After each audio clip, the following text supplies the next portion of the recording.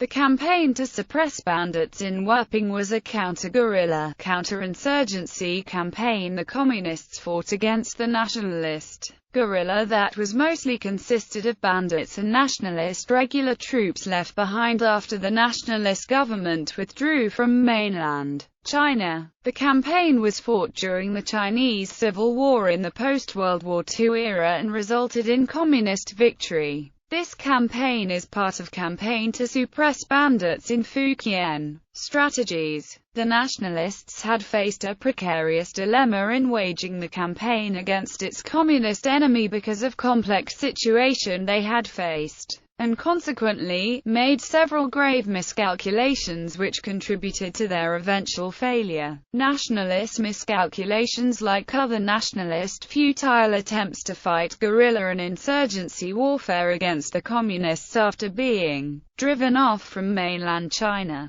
The very first grave strategic miscalculation made by the retreating nationalist government contributed at least equally if not greater than the enemy's political and military pressure to the nationalist defeat in this campaign. The very first strategic miscalculation made by the retreating nationalist government was identical to the earlier one the nationalist government had made immediately after World War II, when it had neither the sufficient troops nor enough transportation assets to be deployed into the Japanese-occupied regions of China, and unwilling to let these regions falling into communist hands. The nationalist government ordered the Japanese and their turncoat Chinese puppet government not to surrender to the communists and allowed them to keep their fighting capabilities to maintain order in the Japanese-occupied regions by fighting off the communists. This earlier miscalculation resulted in further alienation and resentment to the nationalist government by the local population, which had already blamed the nationalists for losing the regions to the Japanese invaders during the war. Half a decade later, when the nationalists were driven from mainland China, they had made the similar miscalculation once again in their desperation, this time by enlisting the help of local bandits to fight the communists,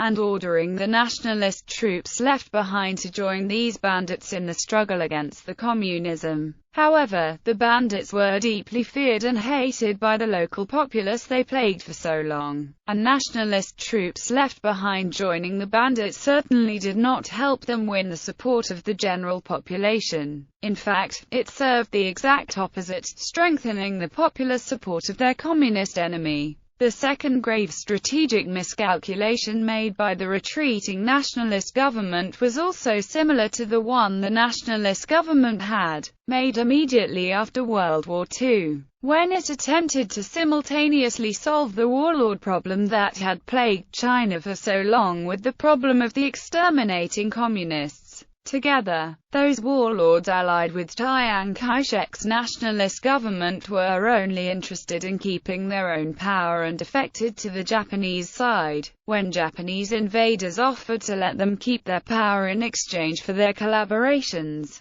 After World War II, these forces of former Japanese puppet governments once again returned to the nationalist camp for the same reason they defected to the Japanese invaders. Obviously, it was difficult for Chiang to immediately get rid of these warlords for good as soon as they surrendered to Chiang and rejoined nationalists, because such move would alienate other factions within the nationalist ranks, and those former Japanese puppet governments' warlords could still help the nationalists by holding onto what was under their control and fighting off communists, and they and the communists would both be weakened. Similarly, the bandits the nationalist governments had failed to exterminate were obviously not good candidates for evacuation to Taiwan half a decade later, and using them to fight communists appeared to be the only logical alternative. If the communists were greatly weakened by the bandits, then the nationalists would have easier time in their counterattacks to retake China. If the bandits were defeated, then the nationalists would have easier job to eradicate them later after retaking China. However, just like those warlords, these bandits were only interested in keeping their own power also,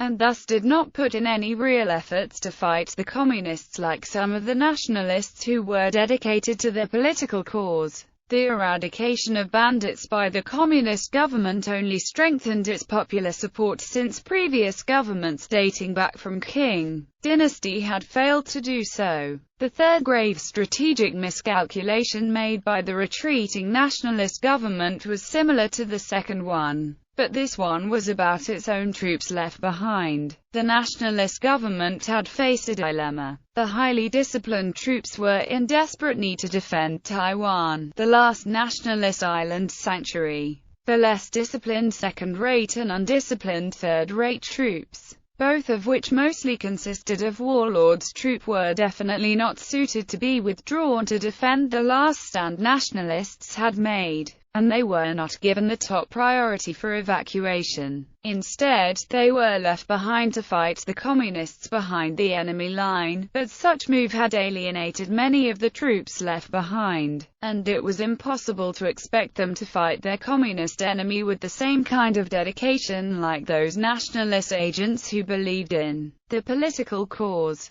Compounding the problem, due to the need of bandits' knowledge of local area, they were often rewarded with higher ranks than the nationalist troops left behind. As a result, the former nationalist regular troops turned guerrilla fighters lacked any willingness to work together with the bandits they once attempted to exterminate, especially when many of the bandits had killed their comrades in arms earlier in the battles of eradications, pacifications. Many loyal nationalists were enraged by the fact that they had to serve under the former enemy they once fought. Similarly, the bandits lacked the similar willingness and attempted to expend those nationalist troops whenever they could in order to save their own lives. The fourth grave strategic miscalculation made by the retreating nationalist government was financial, economical. Due to the lack of money, those bandits turned guerrillas were mostly provided with arms but not sufficient supplies and money. The bandits turned guerrillas had no problem of looting the local population to get what they need, as they had done for decades, which inevitably drove the general popular support further into the communist side.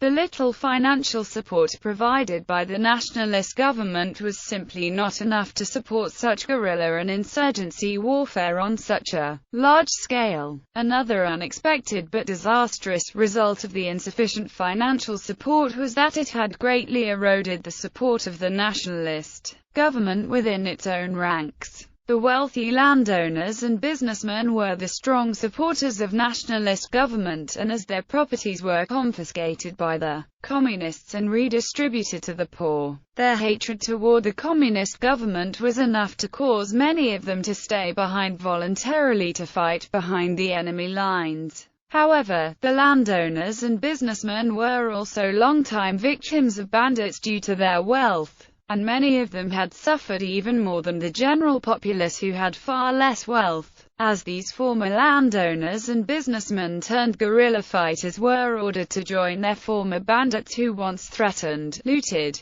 kidnapped, and even killed them and their relatives. It was obvious that such cooperation was mostly in name only and could not produce any actual benefits, and the alienation and discontent toward the nationalist government harbored by these once ardent nationalists would only grow greater. Another problem for the nationalists was the strong disagreement among themselves over how to fight the war against their communist enemy. Military professionals preferred to fight a total war, incapacitate the enemy's ability to fight. But this inevitably conflicted with the interest of another faction of strong supporters of the nationalist government, the landowners and businessmen, who joined bandits to oppose such tactic. The reason was that landowners and businessmen supporting and joining the nationalist guerrilla firmly believed that the nationalists would be able to retake mainland China within several years, and they would be able to regain their lost lands,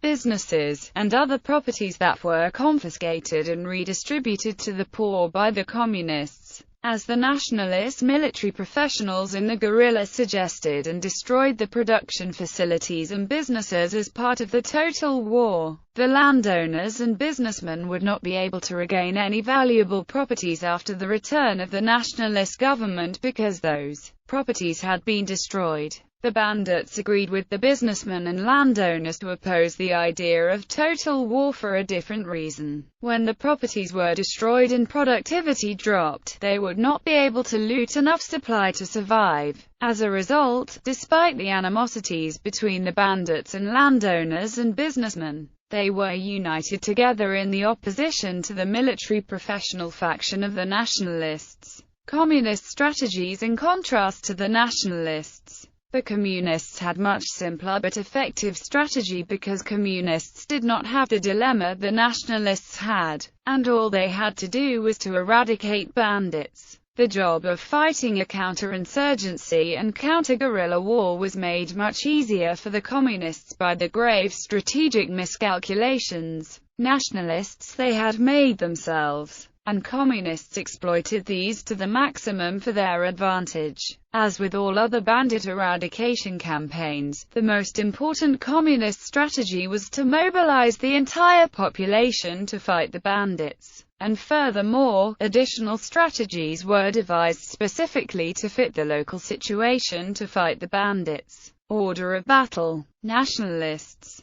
Fujian, Guangdong Column. Ding Riverine Protecting Group. Communists. 259th Regiment. 5th Regiment of Guangdong Xingmai Military Subregion. Garrison Regiment of Longyan Military Subregion. Wuping County Garrison Group. Campaign. After nationalists withdrew from Wuping, they sent many agents and military professionals to local bandits to help the latter to wage a guerrilla war against the communists. In January 1951, the Communists mobilized several units totaling over 3,000 to eradicate local bandits, headed by the Communist 259th Infantry Regiment. Ruan Wenbing, the commander of the Communist 259th Regiment, and Li Feng, the political commissar of the Communist 259th Regiment, were joined by the local Communist Party secretary Chen Zhongping of Wuping County to form the headquarters of this bandit suppression campaign. The Communists divided Wuping County into 4 regions, each assigned to a particular military unit.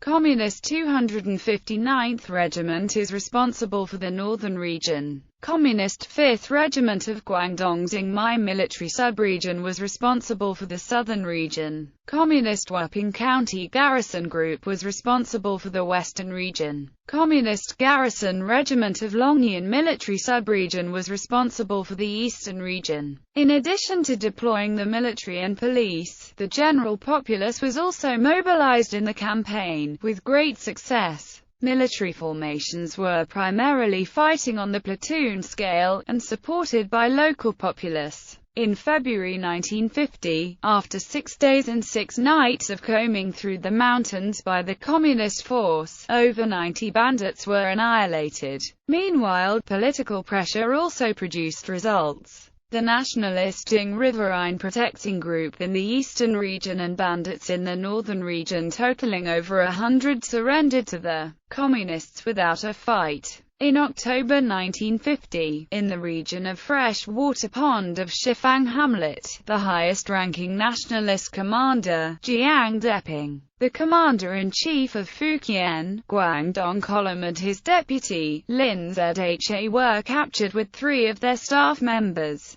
By late October 1950, in the border region of Wuping County and Shanghang County, Communist forces succeeded in completely annihilating bandits headed by Lin Hanqiang totaling over 100. After combing through their hiding place in Huangqing Mountain continuously for 4 nights and 3 days, by 1951, bandits headed by Lan Qiguan totaling over 450 were annihilated, including over 400 being captured alive, and an additional 800 defected to the communist side. With the organized bands of bandits eradicated, the communist main force withdrew from the region by the end of the year, and beginning in 1952, The campaign turned to mopping up operations carried out by militias and police. In the summer of 1952, bandit chieftain Zhang Guozun and his allies captured alive, and in the spring of 1953, bandit chieftain Zhang Yong and his allies were also captured.